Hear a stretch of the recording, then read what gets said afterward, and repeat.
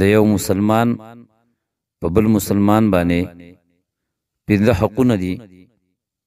په پنځو حقونو کې یو حقدار دی چې کله مؤمن مسلمان ورور وفات شي نو په هغه باندې د جنازې لمونځ کول. جنازه اصل کې دعا ده او په دې کې د خپل مسلمان ورور دپاره د بخښنې سوال کول دي، التجا ده، الله پاک ته ننواتې ده او دې ته ویل کېږي چې کوم دی دعا. نو بهرحال چې کله مسلمان ورور وفات شي نو د هغه دپاره دعا کول، جنازه د هغه باندې کول، دا د مؤمن مسلمان حق دی. موږ چې کله جنازه کوو نو جنازې نه مخکې چې کوم دی نو موږ کله میدان ته حاضر شو نو پکار دي چې موږ ملاقاتونه نه کوو، ځکه چې مسلمان ورور هغه وفات شو د ناینو خلکو ملاقاتونه کوي، د نانو خاصم نه کوي. خو بهرحال چې کم مړی وفات شو د فکفن شو، د کفن نه وروستو غسل یې وله ورکړو، کفن یې ورته واغوستو، د امانت ته به فوراً بس د جنازې میدان ته رسه، جنازه به پې کېږي او بیا به قبر ته رسولی کېږي چې قبر تیاري. ملاقاتونه نشته، ملاقات یې ورځ را روانه ده. پوه شوې؟ یعنې مخکې که څوک ملاقات کوي نو که وکړي نو خیر دی، لیکن چې قبر چې کله چې کوم دی نو ورته کفن واغوسته او بیا ملاقاتونه نشته دی. زمونږ اکثر جنازو کې خلک لس منټه مخکې ناینو کټ راوړي او چې کوم دی نو خلک په تماشه کوي او د ټول چې کوم دی نو غوبل جوړ کړی. نه چې کوم کار له راشي هغه لومبی کوه، نو سب درست کول، صفونه فوراً جوړول او په جنازه کې تاخیر نه کول. لکه پیغمبر پاک صلی الله علیه وسلم فرمایي اسرعوا بالجنازه، جنازه کې تلوار وکړئ. یو زمونږ چې کوم دی دا رواج دی، دا رسم دی چې مونږه بس وایي هلکه نیت کوئ، امام به وایي نیت کوئ، نیت مه کوئ، تکبیر کوئ وایه. او دی غریب تکبیر پېژني نه که نه؟ تکبیر څه ته وایي؟ الله اکبر ته. نو دی وایي ما په یو جنازه کې ووایي ما تکبیر کوئ. نغه چې جنازه وشو وروستو کسانو ماته دې کې اقامت نشته دی، ما تا د خدای پاک پوه کړي نو خو ستا د چرګانو د مالګو سره څه دي؟ ته چې کوم دی تکبیر او اقامت څه پېژنې؟ تکبیر جدا سید دی او اقامت جدا سید دی.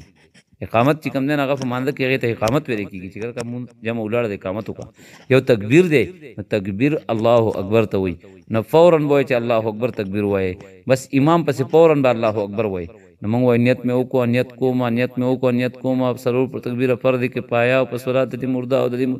مردې دا کیسه ګو خلکو ځان نه جوړ کړل، دا نشته دی. بس خو چې ته تللی د کور نه ته په دې نیت تللی چې د نارینه یا د زنانه د خپل مسلمان رور او د دې خور جنازه کومه د ثواب په نیت باندې، دا بس کافي او شافي دی. ستا ته دوه قرات یو قرات ثواب میلاویږي. نو الله اکبر بس فوراً الله اکبر وایي. ثنا سبحانك اللهم وبحمدك وتبارك اسمك وتعالى جدك ولا اله غيرك وجل ثناؤك. دا پکې بعضې ځای کې چې کوم دی بعضې کسان وایي یا به کتابونو لیکلي، لیکن دلته چې څنګه مانځه کې موږ کوم سبق وایو ثنا وایو اکه ثنا ده، دې نه چې کوم دی نه علاوه چې هلته وجل ثناؤک ورسره نشته، دلته ورسره دا هم نشته دی. دا کیسه ګو خلکو ځان نه جوړ کړلي. مولا علي قاري رحمه الله مرقات کې وایي بلکې وجل ثناؤک شته هغه په دې ځای کې نه دی. هغه چې کوم دی سجده کې چې پیغمبر پاک صلی الله علیه وسلم کله دعا وغوښته نو دا دعا به یې ویله. بهرحال په خپل ځای باندې ده، که څوک وایي نو ځان دې وایي، خو لیکن پیغمبر ته نسبت نه کوي. په دعای معصوره کې دا نشته دی. سبحانك اللهم وبحمدك وتبارك اسمك وتعالى جدك ولا اله غيرك. دا فرض دی که نه؟ څلور تکبیرونه فرض دي، دویم تکبیر شو دا. الله اکبر. اوس په درود شریف وایي اللهم صل على محمد وعلى آل محمد كما صليت على إبراهيم وعلى آل إبراهيم إنك حميد مجيد. اللهم بارك على محمد وعلى آل محمد كما باركت على إبراهيم وعلى آل إبراهيم إنك حميد مجيد. دې کې چې کوم دی نو دا درود شریف ویل، د مانځه درود شریف درود ابراهیمي دا غوره دی. نور درودونه هم شته لیکن غوره دا دی. یو دا درودوم دی اللهم صل علی محمد وعلى ال محمد كما صليت وسلمت وباركت ورحمت وترحمت على ابراهيم وعلى ابراهيم انك حميد مجيد. لیکن دغه غوره نه دی، غوره دا دی نو چې کله کم کار ډیر د ثواب نه غي پسې ودی. او دغه باره کې چې کوم دی نو کلام شته په دغه درود شریف باندې. نو درود شریف درود ابراهیمي غوره دی. دریم تکبیر الله اکبر. اللهم اغفر لحينا وميتنا ومیتنا ها الفاظ سوچ کوا وشاهدنا اللهم اغفر لحينا وميتنا وشاهدنا وغائبنا وصغيرنا وكبيرنا وذكرنا وأنثانا اللهم من أحييته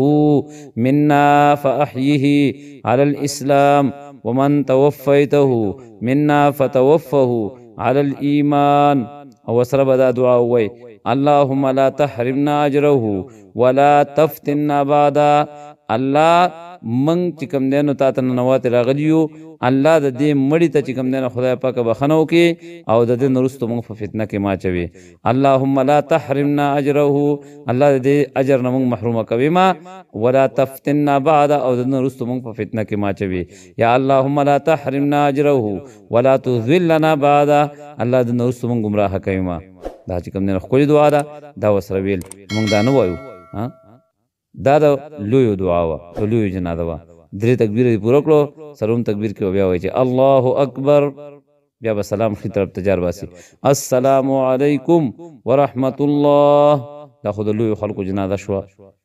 چې کم بالغین دي د بالغو نارینه او زنانو اوس چې کوم دی د ماشومانو جنازه ماشومان جنازه کې معمولی فرق دی دک الفاظ دک ټول چې کوم دی تکبیرونه به ووایي سلورم تکبیر کې به اللهم اغفر لحینا په ځای باندې اللهم اجعله لنا وایي اللهم اجعله لنا فرطا واجعله لنا اجرا وذخرا واجعله لنا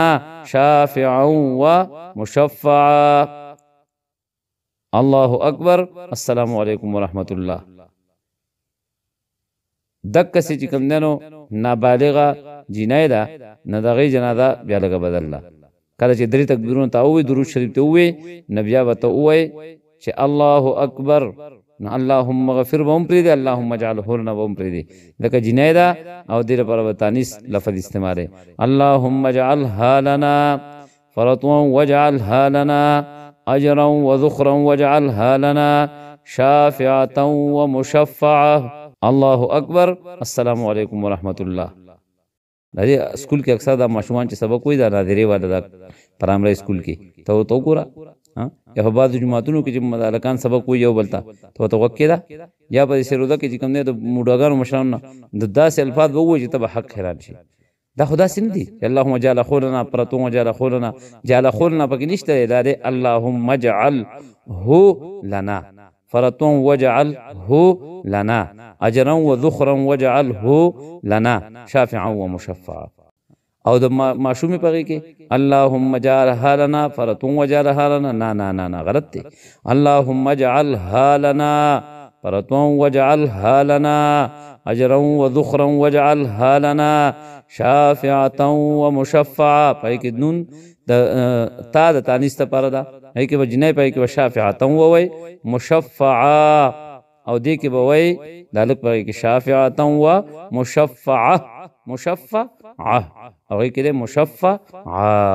دا فرق ته ان شاء الله ایمان مفصل ایمان مجمل او د سره شش کلمې دا به ان شاء الله موږ بل ټیم باندې ووایو الله عزت چې کوم دی موږ له د عمل کولو توفیق راکړي چې بای موږ تاسو خپل جنازې تلفظ دا درست کو او ځان د امامانو نه علماو نه پوه کو چې بای نیت د زړه سره تعلق ساتي په ژبه باندې ویل ته ضرورت نشته دی او فورا جنازې ته ودرېدل